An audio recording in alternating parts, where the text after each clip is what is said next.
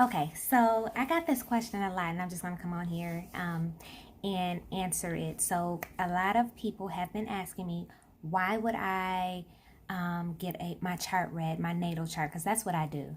I do also tarot and angel cards, oracle cards. I do that, but mainly I do natal chart readings. And the reason why I do it is because um, I am a big proponent of personal healing.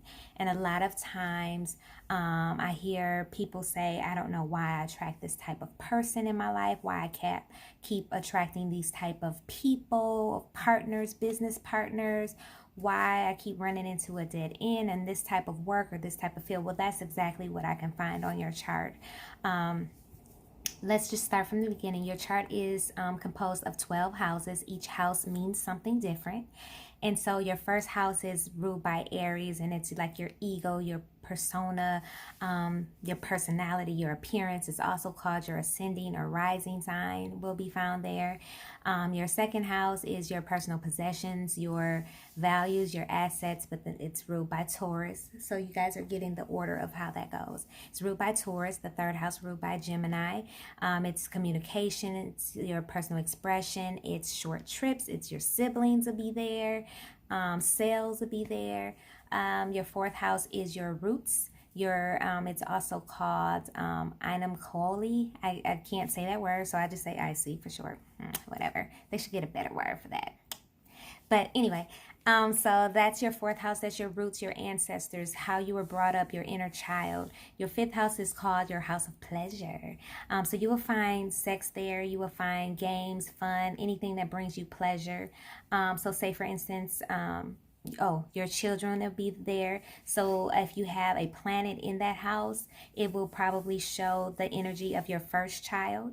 Your sixth house is your work, is ruled by Virgo. Your seventh house is marriage, partnerships, open enemies. It's ruled by Libra. It's justice. The eighth house is ruled by Scorpio. It's your house of transformation, of your undoing.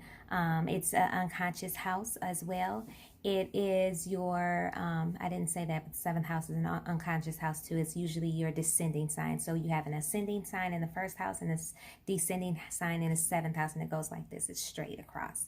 And then the eighth house is your transformation, things that you want to control. It's other people's money. So second house is your personal money, but the eighth house, which is directly across from it, is other people's money. How well you are with other people's money, secrets, transformation, many deaths, rebirth.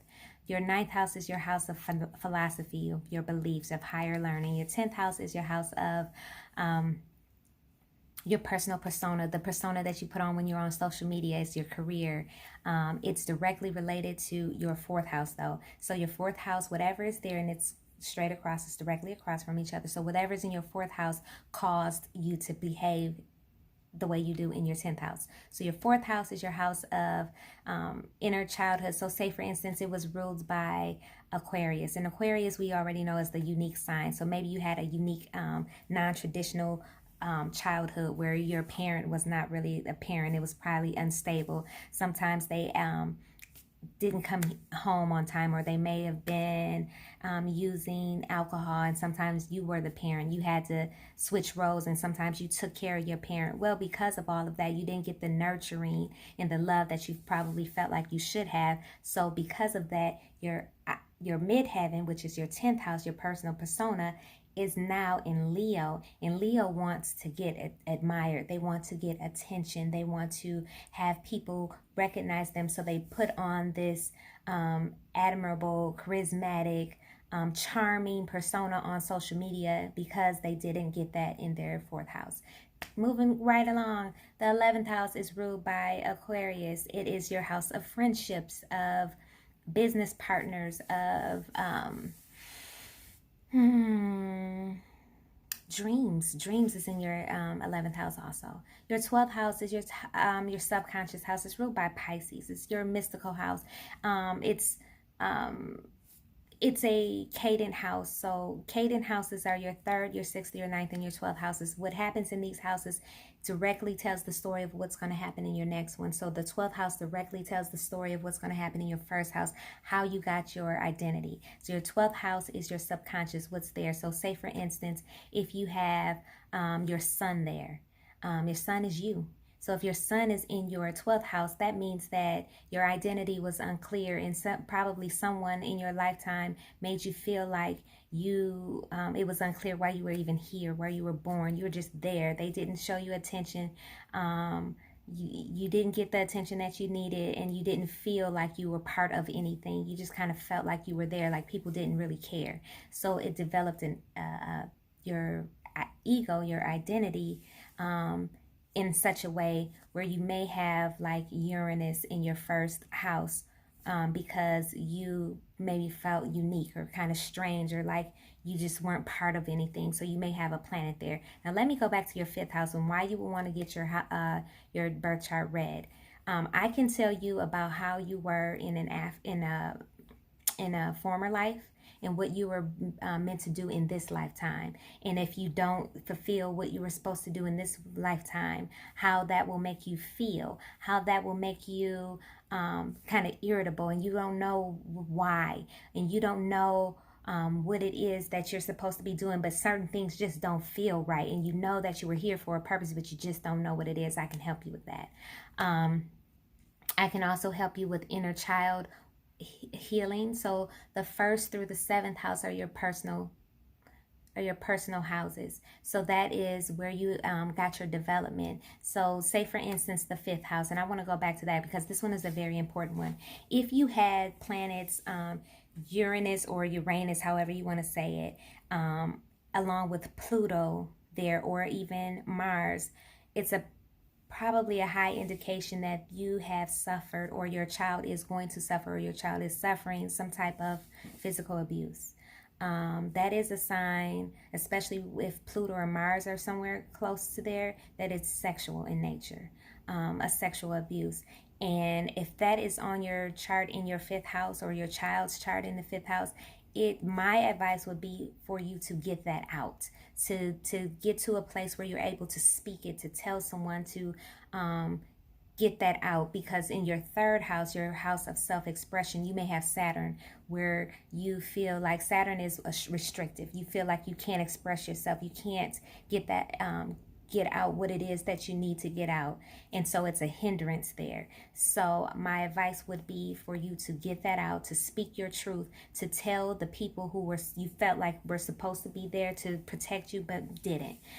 You have to tell that story, and you have to get it out. Otherwise you're going to turn that emotion inward on yourself, and you are going to be probably depressed or anxious, or attracting that same type of person. You're going to project that pain onto your mate, and you're going to attract that same type of person. So in your 7th house of partnerships, of marriage, you're probably attracting abusive, narcissistic people, and you're probably wondering, why am I attracting that same type of person over and over? So everything on your chart is directly related. There's different challenges that you came into this lifetime to overcome. I can tell you that what those challenges are, because when we overcome our challenges, that's when we get our gifts. And then we get gifts in maturity, we get distinction, we get gifts like that's a distinction, overcoming, like strength. We get those kinds of stuff. We get confidence, we get our self worth from overcoming those challenges. So it's